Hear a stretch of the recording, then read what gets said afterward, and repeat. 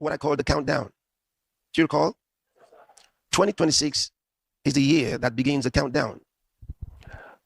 It begins a countdown. And it is important that God's people realize where our world is going and what's going to be happening from 2026.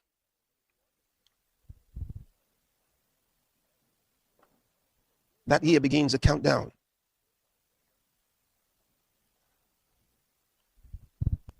And there are many things that you're going to be doing more than you ever did before. For example, you're going to be praying more than you ever prayed before. You're going to be praying more than you ever prayed before. What does that even mean? That you're going to be praying more than you ever prayed before.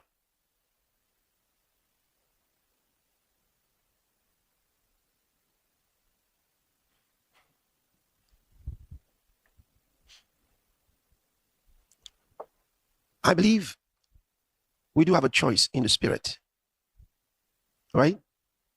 Can I tell you what the choice is in the spirit? We do have a choice. Either we begin praying more than we ever prayed before by choice,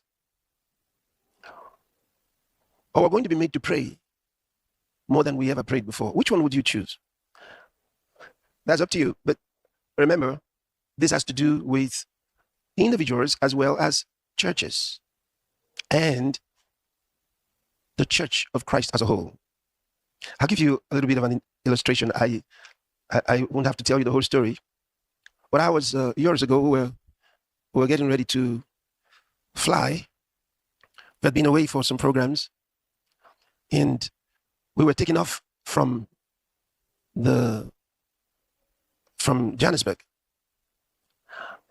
So all the time as the hours drew and the moment got closer and closer to when we should be flying, I was very uncomfortable in my spirit. Unusually uncomfortable in my spirit. And I was saying, Lord, why am I so uncomfortable in my spirit about flying today? Do I cancel the flight? Do I reschedule? Why? What's happening? And every now and then I will sneak away to go pray. Pray. Just wasn't sure. So I thought, is something wrong with the weather? Now, weather in Johannesburg was beautiful, and there were no expectations of anything unusual. Weather was beautiful. So I thought, maybe there's a problem over in Lagos. And for the first time, I had to, get on my device and try to find out what the weather was in Lagos by the time we should be landing. I thought maybe there's a problem over there. Is the weather bad? Something wrong? I checked, nothing unusual. So I prayed again. So while I was still on my knees and talking to the Lord, he responded in an interesting way. First, he gave me an instruction to go earlier than scheduled.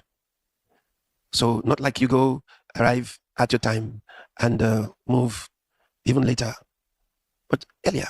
So that was one. Then he said something interesting, and that's the reason I'm giving you this story in the first place. He said, this is one flight in which you're going to be praying a lot. I said, praying a lot. So should I cancel then? He says, no, you go. And I'm going to be praying a lot about this flight, and in this flight. Yes, I didn't know what that meant. So I told everybody, we're moving, no lateness, make sure we're there earlier. So we arrived earlier at the airport. And since we're early, I said, so we might as well just go. We're already here. Let's go. We don't have to wait till the time we scheduled. We're here. And the captain was ready, and they said, oh, good, we go. Now, as we were moving to the plane, there was this unusual breeze But, I didn't think anything serious. Just hurry and get in the plane anyway. So we got in the plane. Fasten your seatbelts. The moment the plane got off, once the wheels were off the ground, the wind collected it. And the next thing we knew was vroom to the side. We're supposed to be going like this, but the plane goes like this. And then carried up. And it was like paper in the air. Sideways, to the left, then to the right, then up, then down. And these guys were revving the most. You could hear the sound of the plane struggling in the wind. I got it now. No wonder he said you're going to be praying. Of course, we let out powerful tongues. Reverend Tom was there. Reverend Ray, Evangelist, Dr. Eddie Owase. It was time to pray. And this time, not just praying quietly. We opened our mouths. Talking to the wind, talking to the plane, talking to whatever was out there. You have to hear us now. We knew that we couldn't be asking the pilot what's going on. Do what? No. We have to use our mouths to control this thing. But it wasn't going to be for just 1 minute. This was on for quite a while.